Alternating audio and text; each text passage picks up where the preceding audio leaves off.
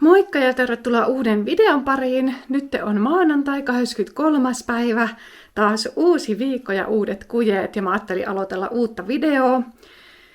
Mä nukuin aika pitkään tänään, koska eilen illalla mulla nousi vähän lämpöä. Mun alkoi särkeä joka paikka ja mä olin vaan tosi väsynyt. Jo edellisiltana mun särki paikkoja, mä olin tosi väsynyt, mutta silloin kun mä mittasin kuumetta, niin ei ollut yhtään normaalia enempää. Mutta sitten eilen nousi vähän sen lämpöä. Niin mä ajattelin, että mä nyt vaan nukun niin pitkään kuin vaan nukuttaa, että jos se lepääminen auttaisi sitten. Niin nyt mulla on ihan hyvä olo ainakin. Toivotaan, että ei iltaa kohden taas sitten tuu kipeämpi olo, mutta jos nyt vaan pysyy tällainen hyvä olo, niin tosi hyvä. Mä ajattelin, että mä lähden nyt vähän sen käymään Rohmeon kanssa pienen kävelyn. Ja sitten mulla on semmoinen aika energinen olo nyt kuitenkin ja hyvä olo. Niin mä ajattelin, että mä kokeilisin, että miten käy sen pääsykokeen kanssa. Eli kun mä hain sinne opiskelemaan ylempää ammattikorkeakoulututkintoa, mikä tehdään verkossa, niin myöskin se pääsykoe on verkossa. Ja se on silleen tavallaan kaksivaiheinen, että ensin tehdään tämä pääsykoe ja siitä pitää saada vähintään 25 pistettä, että pääsee sitten seuraavaan vaiheeseen, mikä on sitten semmoinen ennakkotehtävä, mikä pitää palauttaa. Niin se on tavallaan tästä pääsykokeesta kiinni sitten, että pääseekö edes siihen seuraavaan vaiheeseen. Mutta mä ajattelin, että täytyisi koittaa nyt saada se tehtyä, koska sitten pitäisi pystyä, jos pääsee tästä läpi, niin panostaan sitten siihen seuraavaankin tehtävään, että ei lopu aika kesken. En tiedä yhtään, että millainen se pääsykoe on edes. Mun mielestä sen pystyy vain kerran avaamaan ja sitten se pitää tehdä saman tien, että ei pysty uudestaan yrittämään, niin katsotaan nyt sitten. Sellaisia ajatuksia tähän aamuun nytten. Mutta tervetuloa mukaan tälle videolle.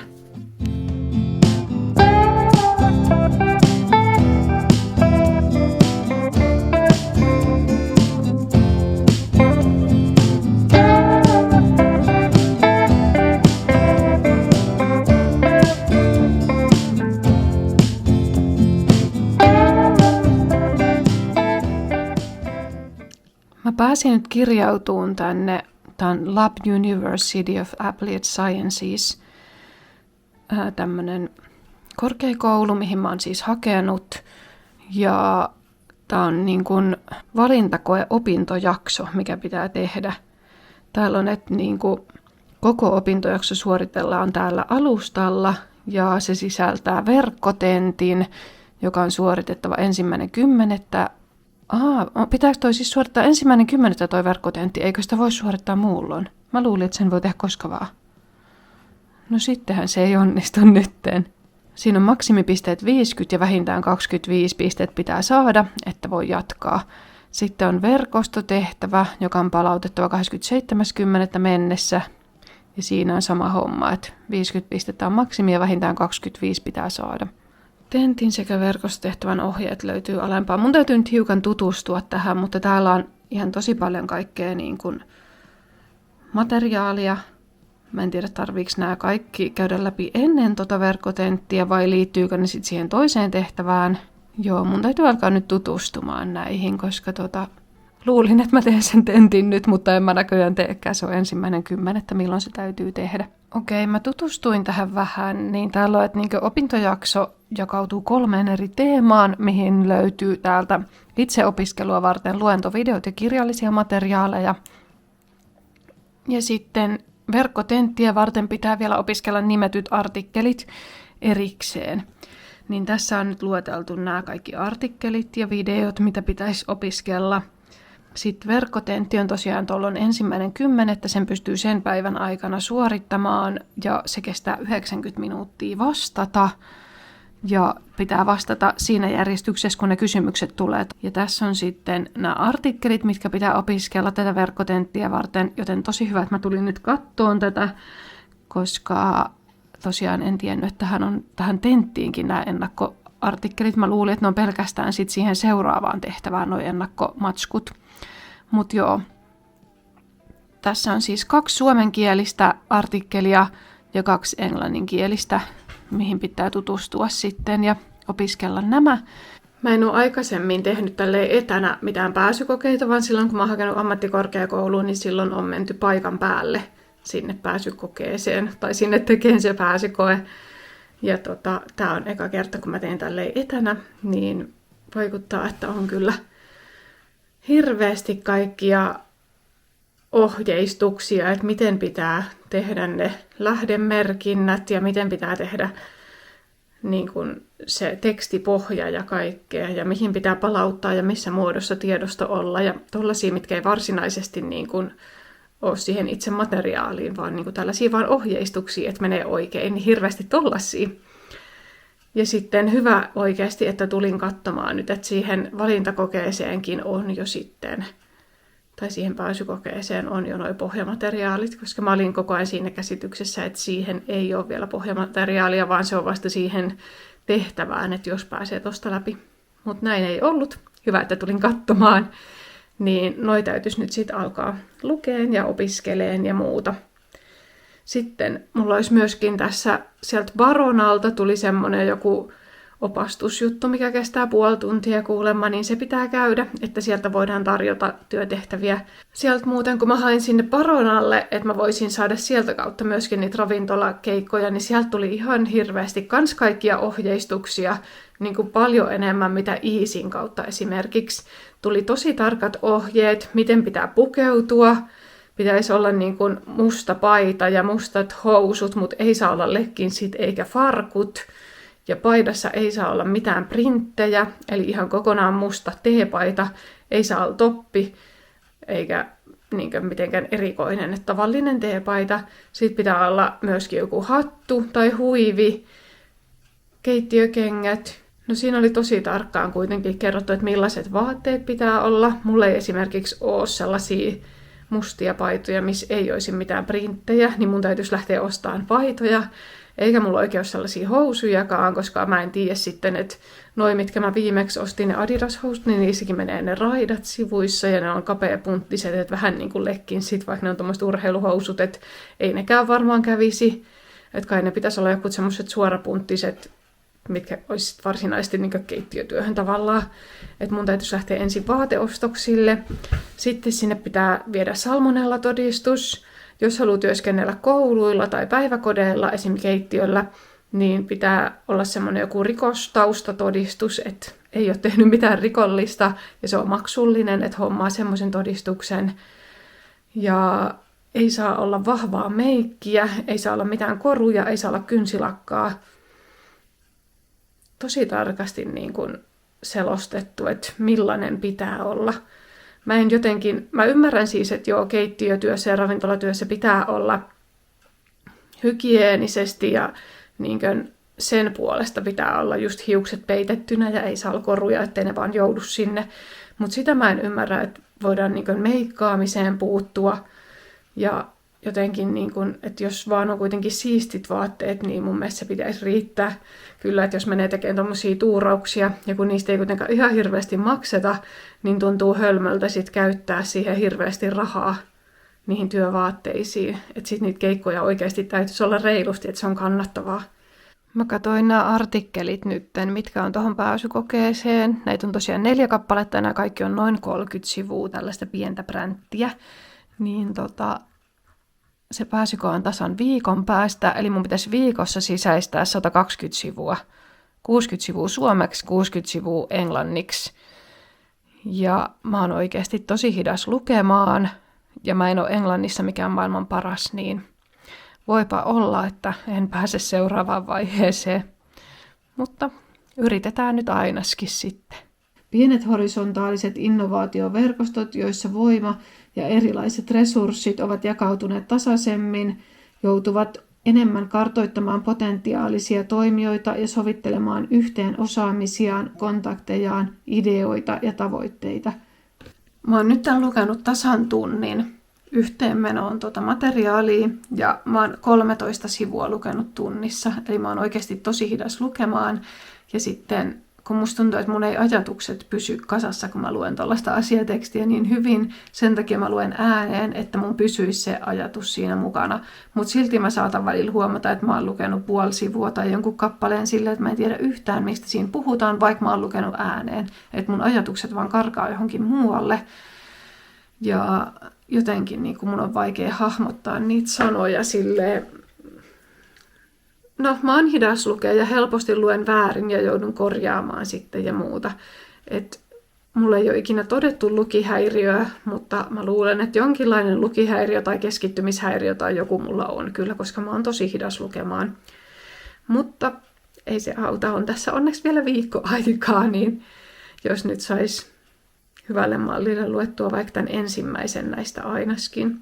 Tai ainakin on ollut ihan mielenkiintoista kylläkin tämä tämmöinen verkostojen hyödyntäminen innovaatioiden kaupallistamisessa, niin siitä aiheesta, niin tämä on ollut tosi mielenkiintoista lukea, niin se kyllä on ollut tosi hyvä, että edes aihe on mielenkiintoinen. Mulla on edelleen vielä tuo lukeminen kesken, mutta mä söin äsken, niin mä ajattelin, että mä nyt katon tässä vähän Janita K:n video samalla ja laitan tiskit. Tyhjennetään tiskikone ja laitetaan tästä tiskit koneeseen.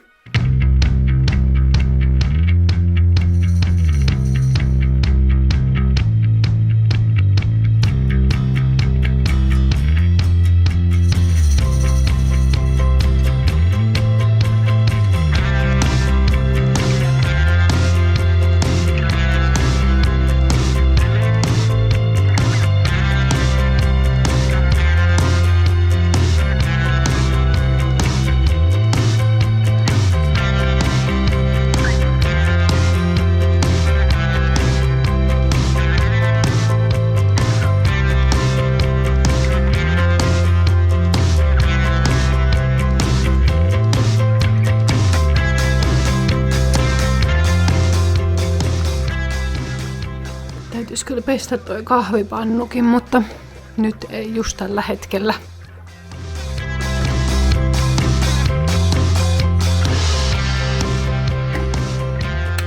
Mä aloin nyt editoimaan YouTube-videoa välillä. Mun on edelleenkin toi lukeminen kesken, mutta mä ajattelin, että mä teen nyt tässä välissä YouTube-videon ja täällä on mulla kaveri, ettei se nukkuisi koko päivää, niin se on munkaan täällä editointipuuhissa, vai mitä Patu? Onko se editoimassa video? Niin. Onko tyhmää siinä olla? Haluaisitko mennä vaan nukkumaan? Vai ikkunasta kattelee? Mä oon taas tänään työskennellyt 2 koneen taktiikalla täällä. Tuolla lukenut niitä pääsykoematskuja ja tällä editoin YouTube-videon. Tää latailee nyt YouTubeen ja mä ajattelin lähteä nyt ulos Rompu ja Patunkaa sillä välin. Mä ajattelin, että nyt kun oli kouluihin hausta puhetta, niin mä oon tehnyt tällaisen opparin silloin korkeakoulussa, kun mä oon opiskellut restonomiksi. Eli mä oon käynyt Jyväskylän ammattikorkeakoulussa restonomi, palvelujen tuottamisen ja johtamisen koulutusohjelman ja valmistunut toukokuussa 2017. Mulla on peukalo sen ravintolan päällä tässä, missä mä olin töissä, koska mä tein siihen ravintolaan silloin sen opinnäytetyön, niin mä en halua nyt mainita sitä ravintolan nimeä. Mutta kuitenkin sen ravintolan tavoiteimakon ja tämänhetkisen imakon kohtaamisesta mä tein tutkimuksen sitten. Ja tää on ihan tämmönen niinkö kirja periaatteessa, että täällä on useampia sivuja ja taulukoita ja kyselyitä ja tutkimuksia kaiken näköistä tehty. Ja tosiaan noiden ravintolakoulujen lisäksi, mistä mä juttelin sillä yhdellä videolla, niin mä oon käynyt myöskin lukion, musiikkilinjan lukiossa ja päässyt ylioppilaaksi. Ja sitten viimeisimpänä mä kävin sitten sen media-alan perustutkinnon, audiovisuaalisen osaamisalan puolen. Eli mä oon käynyt periaatteessa peruskoulun jälkeen 5 eri tutkintoa opiskellut. Ja nyt mä haen siitä, että jos pääsis korkeampaa ammattikorkeakoulututkintoa tekemään tai ylempää. Mutta en tiedä sitten, koska mä vähän yllätyin kyllä tosta, miten paljon on materiaalia siihen pääsykokeeseen. Että ehdinkö mä tarpeeksi perehtyä niin ennen sitä pääsykoetta. Ja onko tarpeeksi hyvä sitten? Siinä on kuitenkin vain 40 paikkaa auki ja varmasti hakijoita on useampia tai enemmän kuin paikkoja. Ulos saavuttu kamujen kanssa. Rompun ruuat otettiin taas mukaan ja Patu saa ulkoilla hihnassa. Mä silloin peitin, kun 1 yön oli pakkasta, niin noi kukkaset, ne selvis, paitsi toi on jäätynyt osittain, että se on varmaan ollut huonosti siellä harson alla. Mut sitten tästähän kuoli kaikki muut paitsi noi orvokit. Noi ei kestänyt pakkasta, ne on kuollut. Ne kukki vielä komeasti. Sama juttu tällä puolellakin. Orvokit on jäänyt, mutta muut on kuollut. Lokakuu lähenee jo kumminkin kovaa vauhtia, niin eiköhän se ole niin, että saa kukkaset sitten jo mennä, jos ei kestä pakkasta. Että pakkaset tulee joka tapauksessa, niin en mä rupea niitä kaikkia kukkasia yrittää varjeleen nyt sitten enää.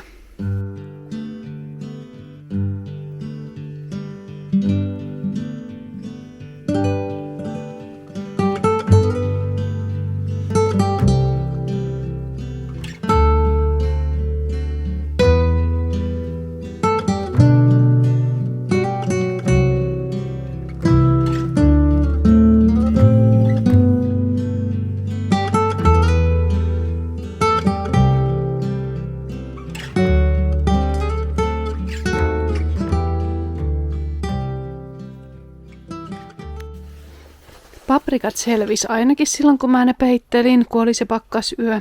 Sieltä kypsyy taas lisää paprikoit. Tomaatit näyttää vähän huonoilta kyllä, mutta täällä on edelleen paljon tomaatteja. Että en tiedä, mitä niille tekisi. Mä laitoin just meidän perheryhmään viestiä, että jos joku haluaa tomaatteja, niin kannattaa tulla hakemaan. Mä ajattelin, että mä ottaisin täältä vaikka pari maissia. Meillä on pari jo jääkaapissa. Niin jos ottaisi vielä pari, niin voisi ehkä keittää niitä sitten. Tekisi mieli kokeilla, minkä makuisia niistä tulee, jos keittäisi. Tässä olisi esim. Tällainen. Millähän tämän saisi tästä irti? Tässä on kyllä aika vähän matkaa tätä vasta. Olisikohan tuolla jotain isompaa vielä? Tää näyttää aika pulleelta jo tämä. Voisikohan tää olla kypsä? Mä testaan. Mä otan sen tästä irti ja katsotaan kuinka käy. Paitsi en mä tiedä saaks mä tätä irti, mutta kokeillaan. Mä otin nytten 2 tällaista irti, niin katsotaan, että tuleeko näistä jo kypsät maissit vai mimmoset.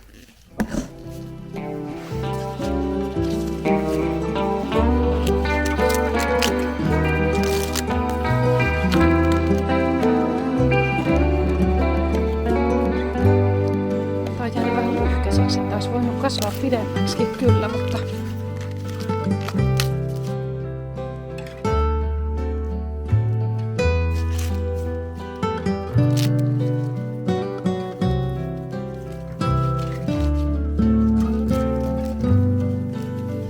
kyllä tämäkin näyttää ihan kypsältä ja hyvältä. Joo, näitä voisi koittaa keittää tänään. Saadaan tästä poikki. Mä kiehautin nytten vettä täällä ja pesin vähän näitä maisseja vielä. Tuolla on vähän suolaa myöskin, niin laitetaan nyt nää tänne kiehumaan. Onkohan tää niin pitkä, että mahtuuko se? Mahtuu just ja just. Noin. Siellä 10 minuuttia suunnilleen annetaan kiehua. Mä keitin näitä varmaan melkein 20 minsaa, eli vähän kauemman mitä mä katsoin netistä, että olisi pitänyt. Tämä on vähän vieläkin tämmöistä kovaa, ettei ihan tosi pehmeätä, mutta en tiedä pitäisikö näiden kypsyä ehkä tuolla puskassa vielä kauemmin, että ne olisi pehmeämpiä. Mutta siis tosi makeata, kun mä haukkasin tästä, niin on kyllä hyvä ja maistuu tosi makealta. Eli onnistui. Mä piilotin vähän sen Roomeolle herkkuja, niin se saa nyt etsiä niitä. Onpahan tekemistä sille. Ja nyt voi alkaa laittaa jo kaikkia tunnelmavaloja, kun alkaa olla niin pimeitä iltoja.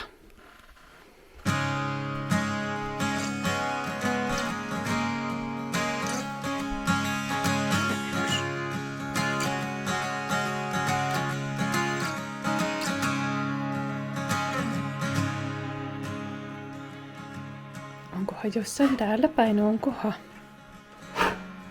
Oho. Ei mahdu sieltä puolelle. Noi löytyi, hyvä. Tänne keittiön ikkunalaudalle mä toin kanssa tän lyhdyn ja laitoin tonne noin valot päälle, niin on vähän tunnelmavaloa.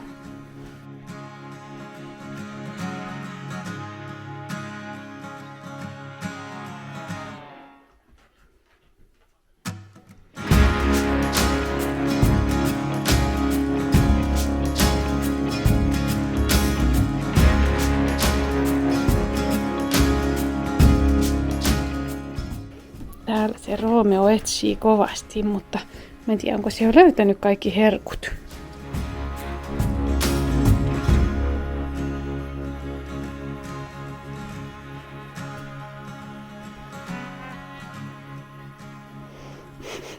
Onko se tippunut sinne siitä? Ei kun siellä se onkin.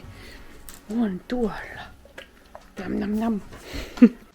Kello tulee ihan just jo 8. Mä sain nyt ajastettua noin viikoksi eteenpäin tonne mun yrityksen Instagramiin postauksia, näitä hääkuvia. Mä en millään malttaisi olla laittamatta kaikkia kerrallaan, mutta mä oon nyt yrittänyt laittaa silleen, että tulisi joka päivä pikkuhiljaa näitä kuvia. Taas meni jotenkin päivä ihan supernopeasti, koska mulla oli vielä monta asiaa, mitä mä olin ajatellut tänään tehdä.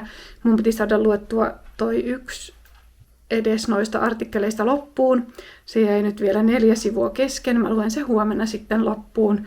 Sitten mun piti se baronan koulutus tehdä, mutta sekin jää nyt huomiselle. Ja kaiken näköistä muuta. Mutta sainpa ainakin nyt ajastettua noita kuvia. Ja sitten tehtyä YouTube-videon ja luettua aika paljon tekstiä ja joita kaikkea. Niin kyllä mä nyt jonkin verran sain aikaiseksi. Nyt mä luulen, että mä alan rauhoittuun taas tähän iltaan. Mennään katteleen Maajussille Morsiammesta uusi jakso.